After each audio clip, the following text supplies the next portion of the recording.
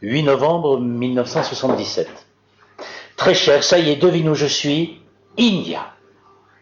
5 jours que j'ai passé la frontière indienne, et ça a été comme une soudaine bolée d'air, y être enfin. Le Wagah Border s'étend sur quelques kilomètres de No Man's Land que j'ai parcouru à pied. Une longue file de coulis allait vers le Pakistan, tous habillés de bleu indigo, d'énormes ballots posés sur leur tête enturbanée.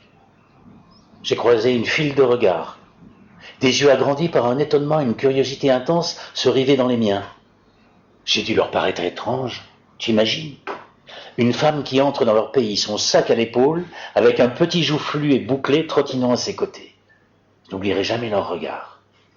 Les jasmins croissaient alentour, parfumaient l'air délicieusement, comme j'aime le parfum du jasmin. J'avais tant rêvé à ce moment.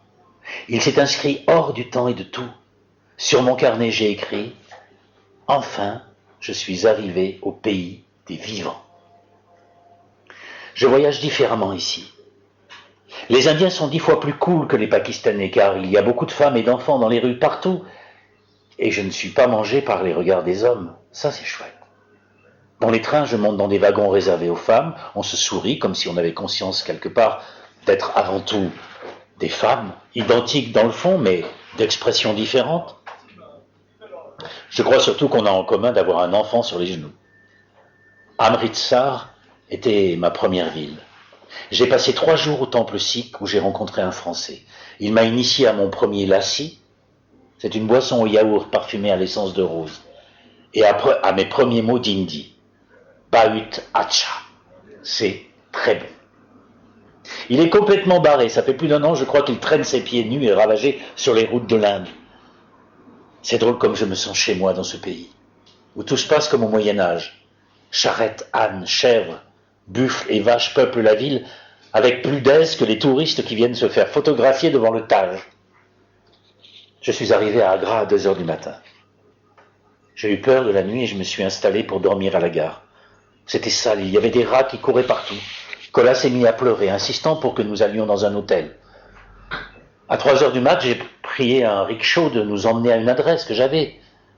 Mais il voulait absolument aller ailleurs, prétextant qu'à ma guest house, juste à côté du Taj, il n'y avait pas de gardien de nuit.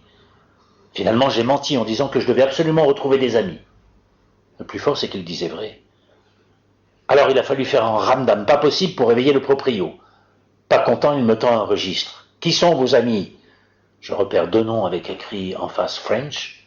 Ça le calme et il me donne une chambre. Ouf. Ce matin, alors que Colas prenait son bain dans une bassine sur la terrasse, au soleil, et parmi les singes, stratagème pour qu'il accepte de se laver à l'eau froide, qui vois-je arriver ? La Française qu'on avait rencontrée sur le bateau au retour du Maroc, tu te souviens ? Ah, trop bien. Alors moi aussi je disais vrai, incroyable vérité. Elle et son copain sont sur le chemin du retour, nous avons passé la journée ensemble. Je me suis débarrassé de mes pulls, ils vont bien leur servir et me voilà allégé.